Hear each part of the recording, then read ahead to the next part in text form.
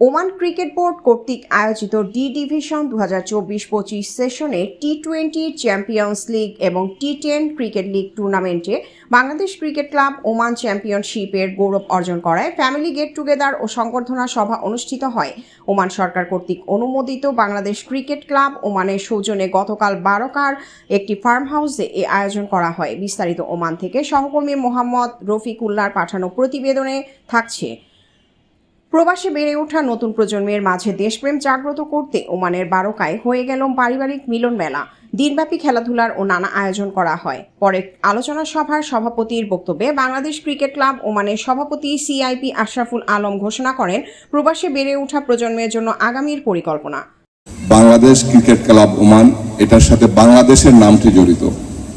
আপনারা জানেন এটা স্পোর্টস মিনিস্ট্রির আন্ডারে, ওমান ক্রিকেট বোর্ডের আন্ডারে আমরা রেজিস্ট্রেশনকৃত একটি সংগঠন, এবং এই ক্লাবের পক্ষ থেকে আমরা প্রতিনিয়ত চেষ্টা করে যাচ্ছি যাতে আমাদের বাংলাদেশের যে ইমেজ সংকটের অনেক কিছু বিষয় এখানে আছে, আমি ওদিকে যাব না, যে অ্যাটলিস্ট এই ক্রিকেট ক্লাবের মাধ্যমে যেন আমাদের যে ইমেজ সংকট এটা দূর করতে পারি।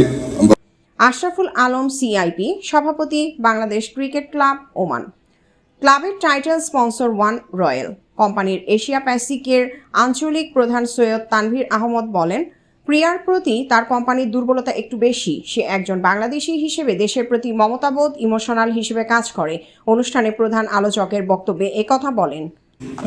অলরেডি আমাদের সাথে আমাদের প্রধান উপদেষ্টা আর যারা বোর্ড অফ ডাইরেক্টরস আমাদের সাথে যারাই আছে, আমরা কিন্তু একত্রিতভাবে আমরা এটা প্ল্যানিং করতেছি। অতি শীঘ্রই কিন্তু আমাদের একটা একাডেমি এখানে হবে, যেখানে আমাদের ট্যালেন্ট হান্ট হবে।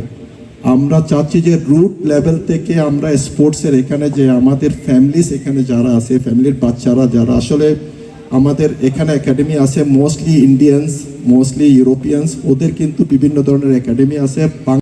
সৈয়দ তানভীর আহমেদ, এশিয়া প্যাসিফিক আঞ্চলিক প্রধান ওয়ান রয়্যাল। অতীতের ন্যায় ভবিষ্যতেও বাংলাদেশ ক্রিকেট ক্লাব ওমান তাদের বিজয়ের ধারাবাহিকতা অব্যাহত রেখে প্রবাসের বুকে বাংলাদেশের সুনাম ও ইমেজ অক্ষুণ্ণ রাখবে বলে মনে করেন।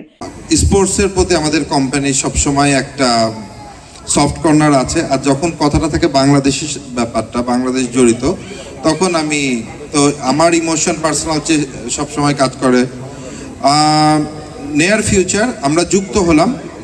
নট অনলি দ্যাট, আমরা স্কুল লেভেল থেকে ট্যালেন্ট হান্ট কিভাবে করা যায় এবং প্লেয়ারদেরকে কিভাবে বাছাই করে সামনের দিকে আনা যায় এবং তাদের A to Z requirements fill করা যায়, সেটার উদ্দেশ্যে আমাদের আলাপ আলোচনা চলছে।